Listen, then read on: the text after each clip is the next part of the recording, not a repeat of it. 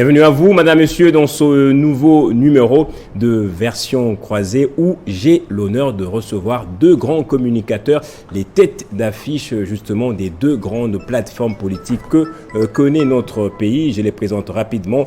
À ma droite, il y a Prince Epengue, qui est communicateur justement de la plateforme Lamouka. Bonjour et bienvenue à vous. Bonjour et merci pour l'invitation. Et en face de vous, c'est Donat Kabasele. Il est aussi communicateur. Il est présenté comme le coordonnateur de tous les communicateurs de l'Union Sacrée de la Nation. Bonjour et bienvenue à vous également. Bonjour Gaëtan, bonjour aussi à tous les téléspectateurs qui ont l'occasion de nous suivre. Donc nous sommes là pour les débats de la République. Justement, un débat que je voudrais républicain avec beaucoup d'élégance. J'ai vu M. Peng déjà prendre les allures trop sérieuses là. Mais ça va bien se passer, M. Kabasele. Ça fait un bon bout de temps qu'on n'a plus entendu parler de l'Union Sacrée en tant qu'organisation. Je voudrais bien savoir d'entrée de jeu, comment se porte l'Union Sacrée? L'Union Sacrée se porte très bien. C'est une vision très noble du président de la République. Il fallait d'abord que cette vision se matérialise par la volonté commune de chaque regroupement politique et de tous ceux qui veulent le bonheur du Congo. Nous avons évolué, on a suffisamment aidé le président de la République. Maintenant, il est temps que l'Union Sacrée puisse être structurée. Je crois que c'est Il y a toujours des réunions qui sont organisées. Les réunions sont tenues actuellement... par qui en est le coordonnateur, parce qu'on en sait quelque chose. Non, mais il y a le présidium qui a été désigné à cette fin. C'est ce présidium qui a la charge, effectivement, de nous produire une charte et d'essayer d'organiser de manière très formelle la structure d'Union Sacrée. Et donc, d'ici là, d'ailleurs, on prend rendez-vous avec l'histoire. Ça sera la sortie officielle, cette fois-là, de l'Union Sacrée formalisée. Formalisée. Donc, c'était alors une sorte de nébuleuse. C'était pas une nébuleuse, sauf que quand on parle organisation, traditionnellement, on a besoin de voir qui est le président adjoint, qui est le caissier, qui est le secrétaire. C'est peut-être cette forme-là qui manquait à l'Union Sacrée. Mais sinon, on était au stade où l'Union Sacrée était une pensée, une idée. Eh bien, n'en déplaise à ceux qui pouvaient appeler ça une nébuleuse ou qui pouvaient faire des commentaires croisés. Dernière question pour planter le décor. Est-ce que vous nous confirmez que l'Union Sacrée prépare une sortie officielle dans le stade des Martyrs? Ce sera le cas? Oui, bien sûr, comme l'avait annoncé le secrétaire général de mon parti, Augustin Kabouya, que je salue d'ailleurs en passant. Et il était question effectivement de faire le petit dernier réglage. C'est pourquoi cet appel au stade des Martyrs avait été reporté, j'allais dire. Et donc, d'ici là, vous aurez toutes les précisions qui peuvent tranquilliser tout le monde. On a beaucoup d'appels. Les gens ont besoin de savoir c'est quand, ça va se faire comment et tout. Je pense que les structures de l'Union Sacrée qui sont en train de travailler, dès qu'ils nous diront quand est-ce qu'il faut que les choses se fassent, on reviendra pour donner le programme. Alors, à vous, M. Pengue, je n'ai pas besoin de savoir comment se porte la Mouka. J'ai personnellement assisté à pas mal, je dirais, rencontres que vous avez fait avec la presse, au cours de laquelle vous avez donné justement vos observations dans le processus électoral. Mais on aimerait quand même savoir comment se porte le bloc patriotique. Ça existe toujours? Ça, c'est la Mouka se porte très bien. Le bloc patriotique a été une structure, je veux dire... Circonstancielle. Circonstancielle. C'était créé pour mener des actions de rue, des actions populaires, au fin de contraindre le régime de M. Félix Tshilombo à accepter un consensus autour des réformes à amorcer si la CENI, malheureusement, l'intéressé avait préféré de passer en force. Et donc, la question de la réforme ou de la réorientation des actions de la CENI est actuellement débattue au niveau de la coalition Lamouka. Donc, vous l'avez souligné à juste titre, que la plateforme Lamouka se porte très bien. Son coordonnateur, le président du Martin Fayulu, est en train de préparer des actions de grande envergure. Au niveau de Lamouka, on a la coordination des opérations électorales de Lamouka, COEL en sigle, qui est en train de travailler et vous rend au compte-gouttes les observations manière dont les s'organisent. opérations, notamment d'enrôlement, Oui. sont en train de se passer. Justement, alors, on entend dire qu'il y a une possible coalition entre Katumbi, Fayulu, Mukwege pour faire face à Félix Antoine Tshisekedi. Est-ce que ça aussi, c'est encore embryonnaire ou sont des spéculations? Le pays, la nation congolaise est en danger. Tout Congolais responsable doit se poser la question sur le rôle qu'il devra jouer. Le président élu Martin Fayulu avait dit qu'il allait rassembler, qu'il allait ratisser large, qu'il allait voir les Congolaises et Congolais qui ont besoin de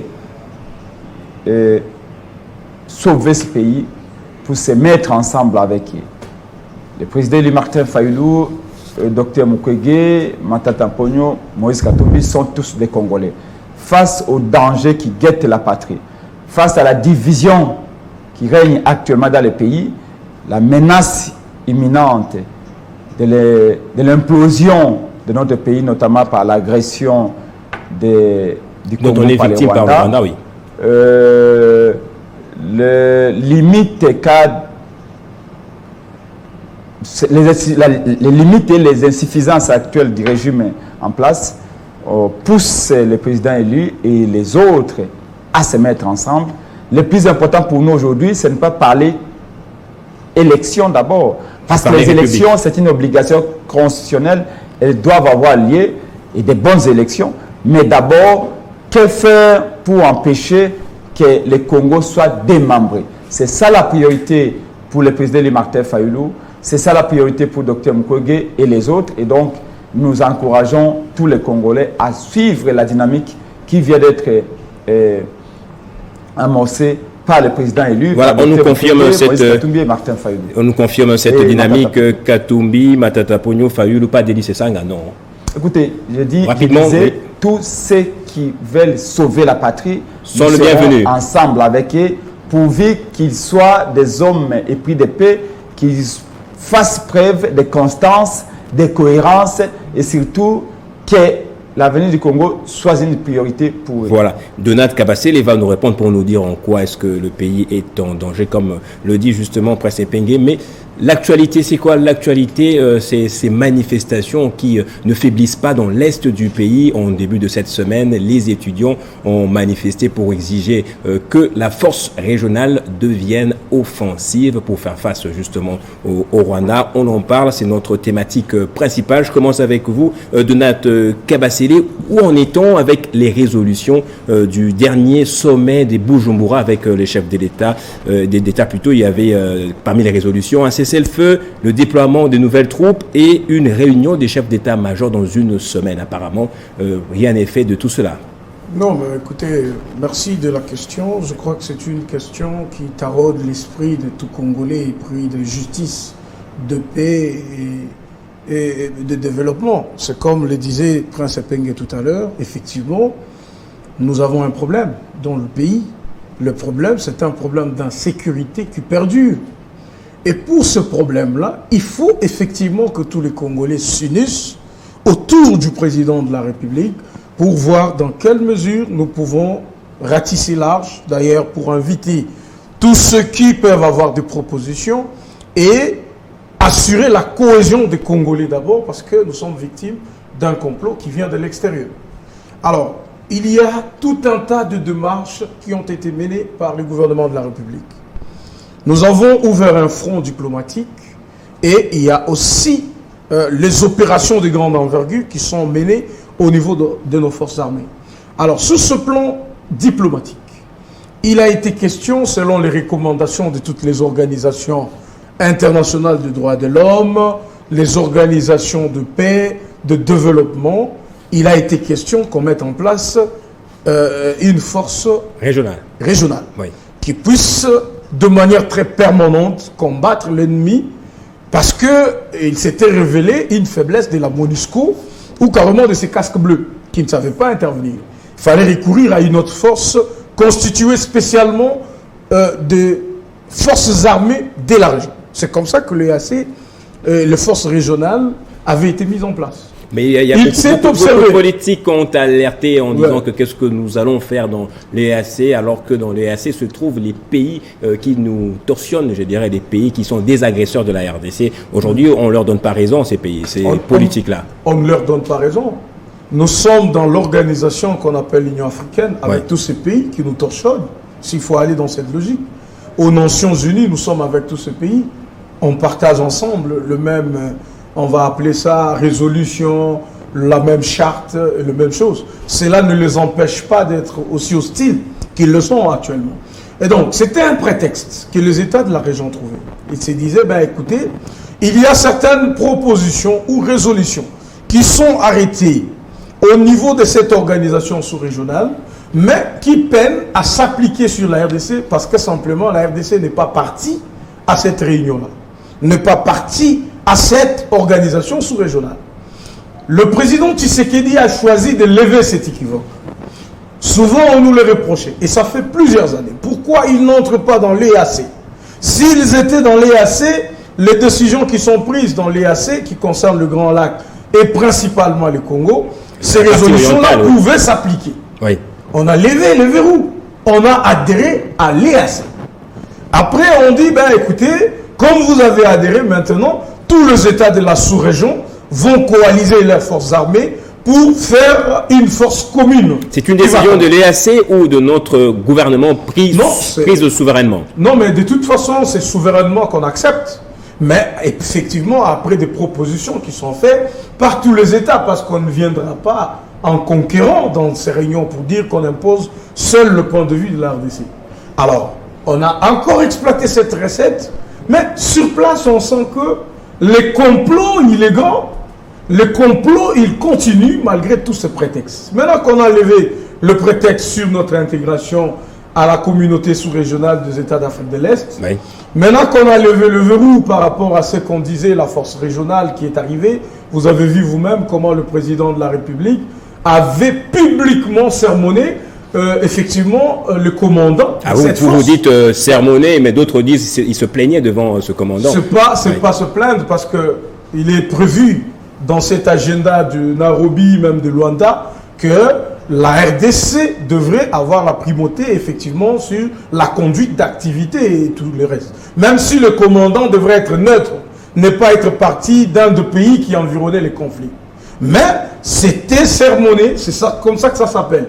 Malgré ça, alors la population a pris ça au sérieux parce que notre population constate qu'effectivement il y a une volonté délibérée, il y a une volonté volontariste, comme on le dit, du président de la République à en finir avec cette histoire de l'Est. Mais écoutez, les forces qui s'invitent semblent avoir des agendas autres que ce que le RDC poursuit. Et donc, c'était une responsabilisation.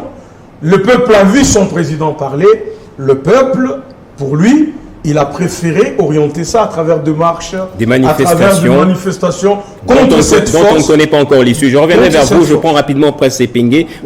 Juste à son entame, il dit qu'il a salué cette coalition qui se fait entre Fayulu, Mukwege, justement Matata Ponyo, mais il dit que ça doit se faire autour du président de la République. Est-ce là la vision aussi de la Mouka? Écoutez, les pays menacés, les pays en danger, l'unité nationale, la cohésion nationale est une obligation. Et les premiers à avoir appelé à la cohésion nationale, à l'unité nationale, c'est le président élu Martin Fayulu, depuis les États-Unis. Il s'est fait qu'il n'était pas le seul. Il l'a peut-être dit avant, mais par après, le docteur Mukwege, Matata et les autres ont demandé à ce qu'il y ait cette unité. Et une unité parfaite. L'unité doit se faire autour des valeurs républicaines, autour même de la nation, de son âme. L'unité ne saurait être faite autour de M. Félix Tshilombo, qui justement par ses actes aura rendu cette unité impossible. Par ses actes, M. Félix Tshisekedi a précipité le Congo dans cette situation inconfortable dans laquelle le peuple se trouve. Et donc, l'unité est là. L'unité autour de l'armée congolaise. Parce qu'elle n'appartient à personne. Elle ne s'identifie à personne, si ce n'est qu'à son peuple. J'ai entendu mon co-débatteur dire qu'on avait demandé à M. Félix Tshilombo d'amener le Congo à l'EAC. Non, c'est faux. Terminons d'abord sur l'unité. L'unité autour des valeurs républicaines, autour de l'âme de la République, l'unité avec Félix-Antoine Tshisekedi, c'est ça? Mais parce que Félix est citoyen congolais, c'est normal. Président de la République. C'est vous qui le dites. Il est, effectivement. Qu'il fasse partie de cette unité. Mais l'unité ne se fait pas sous M. Félix Tshilombo ou pas M. Félix Tshilombo, mais c'est fait avec lui comme Congolais, bien sûr. Ça doit être patronné et parrainé par quelqu'un sous le patronat du chef de l'État. La nation vit et la nation survit à tous. Nous sommes tous des passagers. La nation a servi à Mobutu. La nation congolaise a servi à Mouzé Kabila, a servi à Joseph Kabila. Dans 10 mois, M. Félix Tshilombo va partir, l'unité va survivre. Et donc, l'unité nationale chèrement acquise, rappelez-vous de Mobutu, tout ce que Mobutu a consenti pour créer l'unité nationale, la cohésion nationale. Lumumba également l'a fait. Malheureusement, cette unité est en train de voler en éclats à cause des contradictions de ces régimes, à cause de l'impertinence de ces régimes. Et donc, nous avons compris que si on laisse la responsabilité d'aller à la reconquête, en quelque sorte, de cette unité, à M. Félix Tshisekedi, nous tous, nous allons périr. Et c'est comme ça que nous sommes mis là pour dire l'unité. Maintenant, les Congolais veulent savoir comment ça va se passer. Toutes les forces vives politiques de toute tendance vont commencer à se réunir autour, notamment, du chef de l'État pour parler de cette question cruciale qu'est l'agression que nous subissons. C'est ça. Écoutez, vous savez, pour diriger une organisation, qu'elle soit étatique ou religieuse et économique, il faut connaître son histoire. Ce n'est pas la première fois qu'on soit agressé. Oui. Nous sommes peut-être à la 4e agression. Ce qui étonne les Congolais, c'est que M. Félix Tshilombo fait comme si le Congo commence à exister avec son atterrissage au pouvoir en 2019. Son élection, oui.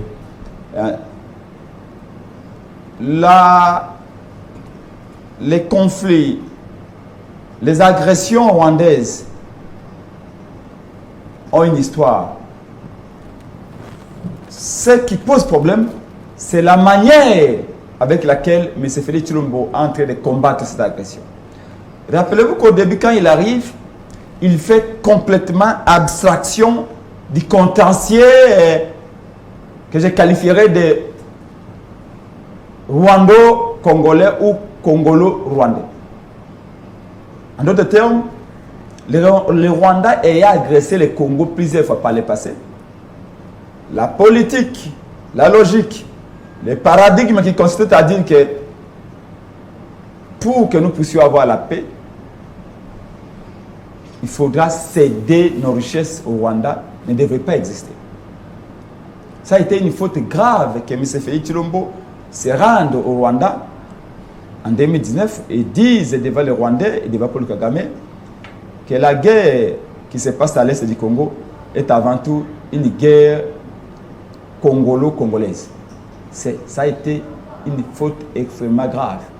Et M. Félix Tshisekedi ajoutant en disant que ceux qui meurent à l'est de la RDC le sont avant tout suite aux dégâts collatéraux.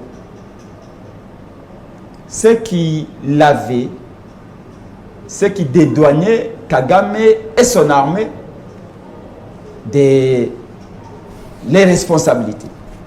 Deuxièmement, les différents accords économico-militaro-financiers que M. Félix Tshisekedi avait signé avec Kagame concrétisaient toute logique qui devait les guider. Quelle est cette logique-là? De dire qu'écoutez, j'étais dans l'opposition, j'ai dénoncé la manière dont Kabila a géré le pays, surtout dans les relations du Congo de Kabila avec le Rwanda. Une fois arrivé au pouvoir, on devait traiter avec le Rwanda en prenant toutes les précautions. Malheureusement, M. Félix Tshilombo a atterri au pouvoir en 2019. Il ouvre toutes les portes possibles à Kagame et son pays pour faire n'importe quoi au Congo. Et ce qui devait arriver est arrivé. Maintenant, comment on corrige cela? On corrige cela en prenant, en assumant ses responsabilités. C'est-à-dire qu'ici, M. Félix Tshilombo, pour avoir la confiance de ses compatriotes au fin de l'aider à gagner cette guerre, M. Félix Tshilombo doit avoir le courage de reconnaître les fautes commises par son administration vis-à-vis du Rwanda. Merci. En appelant Kagame son frère, en disant que Kagame était un allié fiable, il doit comprendre, en assumant ses responsabilités, en faisant l'autocritique, il allait voir quelle est la nouvelle direction qu'il faudra entreprendre, les nouvelles décisions, quelles sont les nouvelles politiques publiques, surtout en matière sécuritaire, qu'il faudra prendre pour réorienter l'action, réorienter les combats dans ce secteur-là qui est celui aussi important qu'est la sécurité. Malheureusement, il est resté dans une forme d'arrogance, dans une forme de suffisance qui ne l'aide pas à protéger non seulement les Congolais, mais à veiller sur l'intégrité du territoire national. Telle que la responsabilité qui est la sienne lui fait obligation. Merci. Donat Kabasele, Prince Pengedi, Félix Tshisekedi devrait reconnaître publiquement qu'il a pris des décisions erroné, en tout cas, il a commis des erreurs stratégiques en se rapprochant du Rwanda, et par la suite, les forces vives de l'opposition et politiques, justement, sont prêtes à se rallier à lui pour sauver la nation. Non, mais d'abord, parce qu'on parle de la cohésion nationale, M. Prince ne doit pas l'oublier. Le président de la République, c'était le 24 janvier 2019. Là, il prêtait serment comme président de la République. Il était le premier à solliciter la cohésion des Congolais. Il n'y avait pas d'agression à l'époque. Non, mais je vous dis que le pays était toujours sous agression rwandaise avec plusieurs formes. Il y avait beaucoup de gens du M23 dans les hôtels ici à Kinshasa à l'époque. Je dis, l'histoire du M23, l'histoire de l'infiltration, l'histoire de rebelles, des terroristes à l'est du pays ne commence pas avec Tshisekedi. On doit l'enlever dans nos têtes, et surtout dans les têtes de M. Epengé. L'histoire de la guerre de l'Est remonte d'il y a 25 ans. Et nous vivons en permanence avec cette guerre, ok?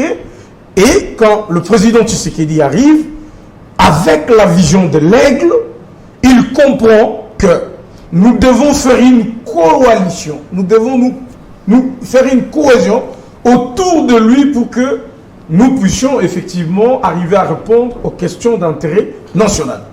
Bon, on parle précisément de M23 qui n'existait pas alors que Tshisekedi arrivait au pouvoir. Mais on sait qu'il a eu ces concertations-là récemment pour former l'Union sacrée de la nation. Il a quand même eu quelques mondes autour de lui. Non, c'était justement une façon de montrer à M. Pengé que la cohésion a toujours été voulue par le président de la République. Que Martin Fayoulou le répète récemment aux États-Unis ou je ne sais pas où, nous, ce qui est plus important, c'est cette cohésion. Parce que le pays, il est agressé. Nous voyons beaucoup d'États dans le monde. Quand ils connaissent une agression, ils taisent leurs divergences, ils s'unissent et arrivent à trouver des solutions. On attend de propositions auprès de nos amis de la Mouka. Vous voyez, les propositions qui n'arrivent toujours pas. On est agressé à l'Est, oui.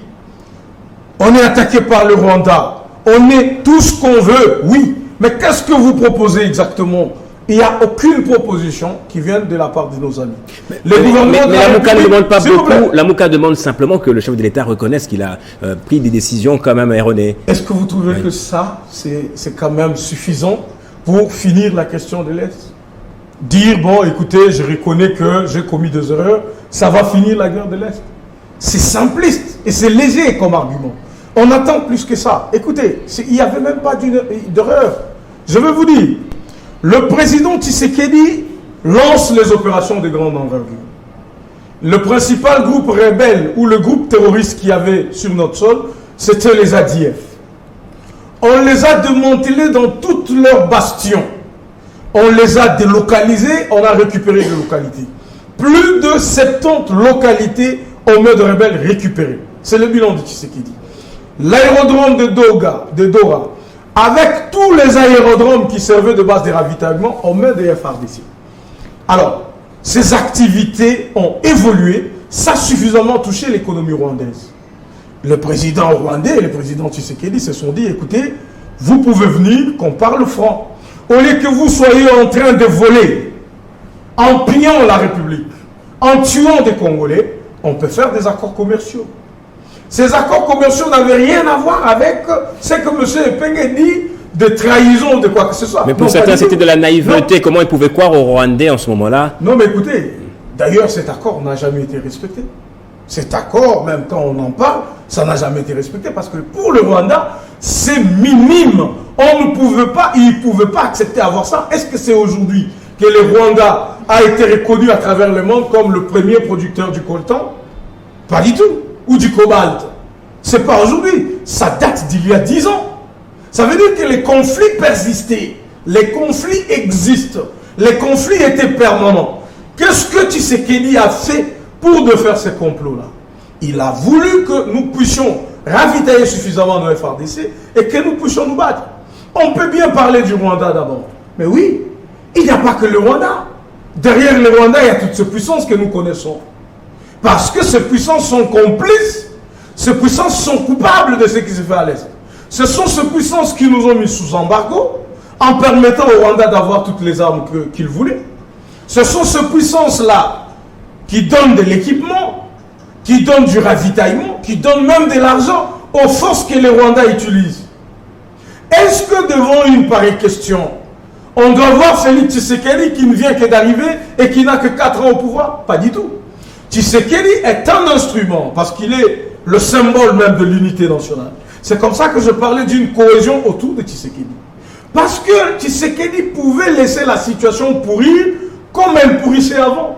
Mais non, c'est le président de la République. C'est le président de la République. Il a des devoirs constitutionnels. Quand on arrive au pouvoir, on trouve qu'il y a plus de 80 localités de la RDC en main de personnes qui n'ont rien à voir avec la RDC.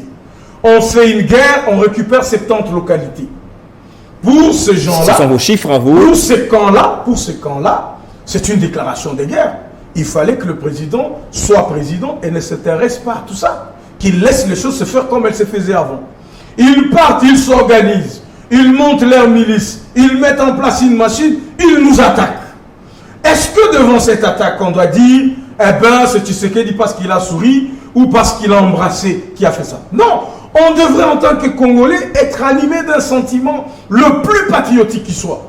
C'est pourquoi j'ai commencé à féliciter M. Epenge et son groupe pour dire, au moins pour des Congolais qui peuvent réfléchir à un moment de la vie politique de leur pays et dire, ben écoutez, devant cette situation, nous devons avoir une cohésion. C'est là où je dis, je salue. Parce que la guerre, elle transcende nos clivages. La guerre, elle dépasse nos partis politiques. C'est une guerre qui est menée parce que le monde a besoin de la RDC pour son industrie, pour l'économie verte, pour tout ce qui est transition écologique. On a plus de 80% de cobalt, on a plus de 90% de lithium, et ce sont des matières qui sont recherchées. Quand le Rwanda nous pille, s'il te plaît, ce n'est pas pour ces industries. Les industries qui utilisent le lithium sont connues. Les industries qui utilisent le cobalt, elles sont connues. Je vous relance avec une question. Vous dites nous devons transcender, nous également, de notre côté, quelques clivages. Qu'est-ce que le pouvoir en place a déjà fait dans le sens de se rapprocher ou de faciliter la tâche à l'opposition pour un rapprochement? La première idée, c'était d'abord cette cohésion autour de l'union sacrée. C'était un appel patriotique. C'était clivant en fait. Non, c'était pas clivant parce que le président, il n'a jamais dit que vous venez parce que vous devriez faire même corps avec moi. Il a parlé des idées. C'était pour tourner le dos au FCC principalement. Pas seulement. Le FCC, effectivement, c'était un problème à l'époque, mais c'était pas seulement pour ça. Oui. Tous ceux qui sont amoureux du pays, ceux qui veulent qu'il y ait la paix à l'est du pays, ceux qui veulent qu'il y ait la bonne gouvernance, ceux qui sont épris de justice et de paix, venez, unissons-nous et parlons. Il y a eu une catégorie qui est venue, l'autre qui a boycotté. Cet appel, le président ne cesse de le répéter à toute le fois qu'il a la parole en public pour dire on a besoin de tous les Congolais parce que le conflit ici, il ne concerne pas que Tshisekedi. Tshisekedi est aujourd'hui un des acteurs, mais on en a connu beaucoup. On a connu Mobutu, c'était un acteur. Ce conflit l'a emporté. On a connu Mouzé, qui était un des acteurs. Ce conflit l'a emporté. Même le pauvre Joseph Kabila qui est parti, on sait qu'entre autres le départ de Joseph Kabila, c'est aussi ce conflit. Donc ça veut dire que demain, Tshisekedi n'est pas éternel, il passera. Mais si nous, Congolais, on n'a pas cette pensée de nous dire, nous devons nous unir, nous devons savoir qu'est-ce qu'on veut pour notre pays, il y aura un autre acteur, le même problème perdurera. C'est comme ça qu'on part au-delà. On se dit, mais c'est finalement notre pays. Prince Epenge n'a qu'une nationalité, il est congolais. Moi, je n'ai qu'une nationalité, je suis congolais. Est-ce qu'autour du Congo, on peut avoir des oppositions? Pas du tout. On doit s'unir parce que ce conflit, les gens qui nous attaquent, ils sont unis. Mais nous, quand on se divise, on permet à l'ennemi d'entrer. Nos FARDC se comportent très bien. Merci, merci beaucoup, de Kabasele. De plus de ça. Prince Epenge, vous avez beaucoup employé le mot unité avec beaucoup de sérieux et je suis sûr que ça a plu à beaucoup de nos compatriotes qui nous suivent de partout en tout cas. Alors selon Donald Kabasele, jusque-là aucune proposition n'a été faite par vous de l'opposition envers le pouvoir justement pour cette unité, pour faire face à l'agression. Si, l'unité elle est obligatoire, je l'ai dit, parce que notre maison brille. Nous ne pouvons pas nous donner le luxe de regarder ailleurs. Il faut l'unité. Je vous ai rappelé ici que le premier leader majeur de notre pays à l'avoir dit, c'était le président Louis Martin Fayulu. C'est bien que tous les acteurs parlent d'unité. Même les confessions religieuses parlent de l'unité.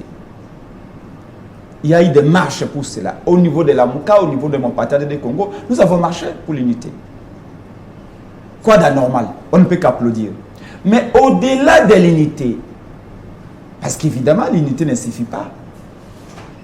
Quand on est agressé, elle est importante, mais elle ne suffit pas. Encore faut-il que ceux qui prennent les décisions puissent reconnaître qu'il y a eu des failles.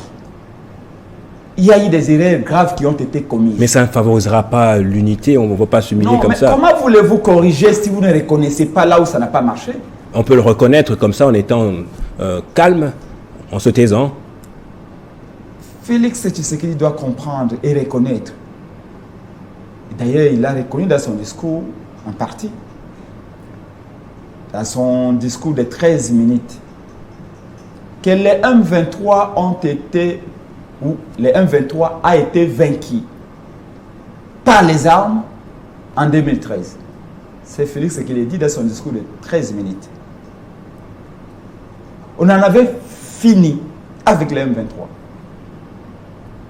Quand M. Félix Tshilombo hérite du pouvoir qu'il a actuellement des mains de Kabila après son élection en 2018, 19, les M23 n'occupaient pas 1 centimètre du Congo.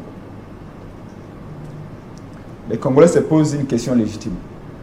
Qu'est-ce qui a fait que le 28 novembre 2019, M. Félix Tshisekedi envoie une délégation au Rwanda pour négocier avec la délégation du M23 sous l'égide de Paul Kagame, alors que le M23 n'occupait pas 1 seul centimètre du Congo. C'est 6 mois après son investiture, 8 mois, 6 ou 8 mois après son investiture. Nous étions le 28 novembre 2019. Qu'est-ce qui a motivé M. Félix Tshilombo d'aller négocier avec le M23? alors que le Congo n'était pas agressé officiellement, ou du moins dans la forme, comme la forme actuelle. C'est là où beaucoup des Congolais disent que c'est M. Félix Tshilombo qui a donné vie, ou qui a redonné vie au M23. Mais on peut transcender cela, non? Pour la cause de l'unité. C'est pourquoi ces faits-là sont antérieurs à l'unité qu'elle nous demande aujourd'hui. Maintenant, pour qu'on avance, l'unité est là. Au-delà de l'unité, il faut que les décisions soient prises.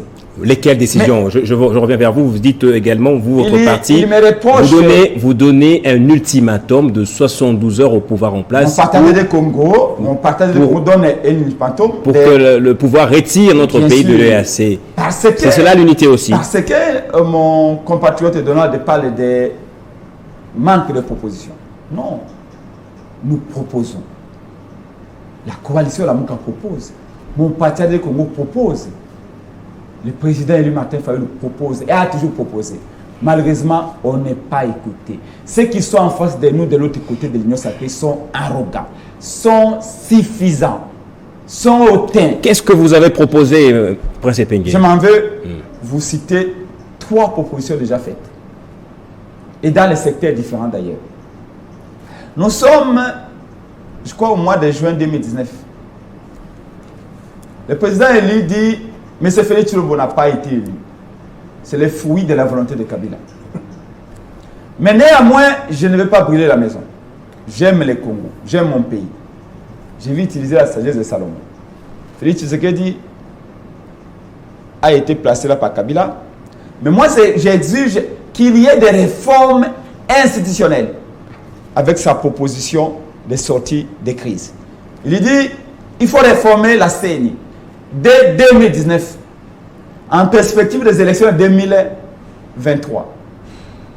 Il faut réformer l'armée, parce que nous avons 9 voisins, dont 4 ont des velléités expansionnistes.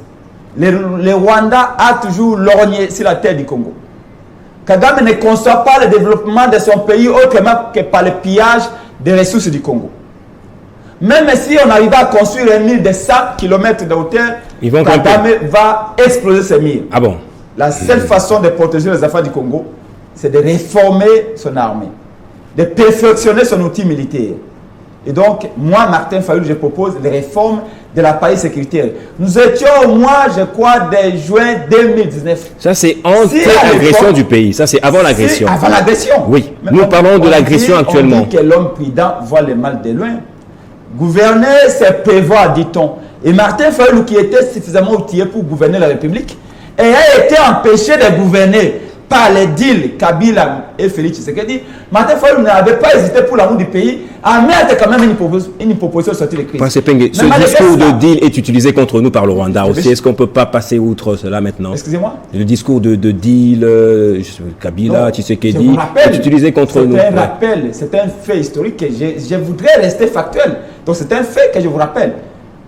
Malheureusement, face à la proposition de sortie de crise de Martin Fayulu, on avait reçu plutôt des insultes, des mots du genre, écoutez, vous cherchez un emploi, etc. Récemment ici, quand M. Félix Tshisekedi avait décrété l'état de siège, oui. Rappelez-vous, quand nous avions dit au sein de la MOUCA, et principalement, j'avais dit que ce n'était pas un état de siège, mais c'était plutôt un état de piège. On avait dit à Félix Tshisekedi: oui, vous dites que nous sommes en état de siège. Ça veut dire que nous sommes en état de guerre. Mais contre qui? Parce que l'état de siège voudrait dire qu'il y a une menace imminente. Mais contre qui? Quelle est la menace? D'où vient-elle? Le président Fayulu avait dit ceci lors d'un point de presse. Vous, Télé 50, vous étiez invité. Du côté de l'IDPS, on nous a dit non, l'état de siège, c'est la solution ultime, c'est la solution adéquate. Tous les problèmes de l'Est, on va les régler avec l'état de siège. Il nous reste 5 minutes. Je vais vous donner les quelques propositions concrètes que vous avez données. Oui, il y a notamment le retrait. L'état de siège est là à plus d'une année. Oui. Les bilans de plus de 9000 morts. Plus récemment encore, nous avons dit et nous avons marché au sein de la MOCA. On a dit, M. Félix Tshisekedi, et le président Eli Martin Fayol encore, des points de presse consacrés, des marches pour dire à Félix Tshisekedi, le Congo n'a pas vocation à être à l'EAC. Le Congo a vocation à rayonner au sein de la CIRGL, au sein de la SADC. Si le Congo a besoin de l'aide militaire, on va se tourner vers l'Angola, on va se tourner vers les Zimbabwe. Nous n'avons pas vocation à être à l'EAC. Si le plan économique, on ne gagne rien, au contraire, on perd de l'argent et on transforme le Congo en ça, c'est une autre question. Alors, commentez ceci rapidement, en quelques mots, s'il vous plaît. Vos propositions sont celles-ci. Le retrait de l'EAC, le recours maintenant à la SADC, et vous êtes favorable à la guerre. C'est cela de quoi vous allez discuter dans l'unité à laquelle vous appelez. Vous comme moi et mon compatriote Donald, nous avons suivi M. Félix Tshilombo au Comores. Oui. Félix Tshisekedi a dit qu'il ne fera pas la guerre au Rwanda. C'est horrible pour lui. Il ne fera pas la guerre au M23 parce que c'est horrible. C'est-à-dire que pour lui, c'est la diplomatie. Oui. Ce que nous voulons lui rappeler, c'est que je lui ai rappelé hier dans rapidement, la matinée politique de la DD Congo à Kimanseke, devant des milliers de gens, que le Congo ne fait pas la guerre. Le Congo ne fait que se défendre. C'est le Rwanda qui fait la guerre au Congo. Le Congo, pour survivre, pour protéger sa terre et ses enfants, le Congo n'a qu'une seule obligation, de se défendre. Qu'est-ce que M. Félix Tshilombo a voulu dire quand il dit qu'il ne va pas faire la guerre? Ça dit quoi? Qu'il va compter sur la diplomatie de l'EAC, qu'il va compter sur ses amis ougandais, burundais, Kenya. Merci beaucoup, sa diplomatie a déjà montré ses limites. C'est comme ça qu'on a dit que nous donnons 4 jours à M. Félix Tshilombo, 72 heures. S'il ne retire pas le Congo des pays de l'EAC, nous serons obligés de traiter M. Félix Tshilombo comme étant l'ennemi intérieur du Congo, avec toutes les conséquences que vous pouvez imaginer. Merci. Ça veut dire qu'aujourd'hui, les enfants de Goma, les enfants de l'Ituri, les enfants de Katanga, de l'Équateur, du Bandundu, du Bas-Congo, de partout, de la province orientale, nous allons tous sortir dans les rues, marcher contre le Rwanda, mais marcher aussi contre M. Félix Tshilombo. Donald Kabasele. Merci, je veux retirer la parole de Je veux retirer la parole, s'il vous plaît. Voilà. Donald Kabasele, de quoi allons-nous parler dans cette unité? Tshisekedi n'est pas favorable à la guerre, alors que les autres sont favorables à la guerre. Est-ce que cette unité va réellement mettre les gens ensemble? Rapidement, non, quelques mots. Je me rends finalement compte qu'il y a beaucoup de réalités qui échappent à nos opposants, et c'est normal. Ils ne gèrent pas la chose publique au quotidien. Il y a beaucoup de choses qui les échappent. Ça, c'est vrai. Je note des propositions, le plan de sortie des crises, l'état des sièges est un état de piège. Il faut quitter l'EAC pendant 48 ou 72 heures. Oui. Si on fait ces propositions, il y a la paix à l'est du pays. Est-ce que je peux comprendre? L'EAC, c'est à peine qu'on vient d'entrer dans l'EAC. Bon, admettons qu'on dise, on accepte le mot d'ordre de Pengué, on quitte l'EAC. C'est impossible d'après la charte, non, il faut au moins 12 mois avant de quitter l'EAC. J'ai dit, par hypothèse, impossible. Oui. On quitte l'EAC. Pour M.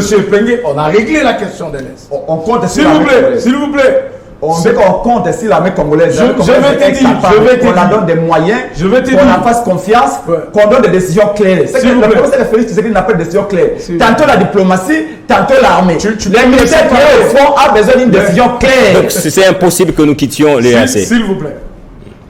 Ce n'est pas impossible de quitter l'EAC, mais même si on quittait l'EAC, ce n'est pas une proposition costaud qui tienne pour signifier la fin de la guerre.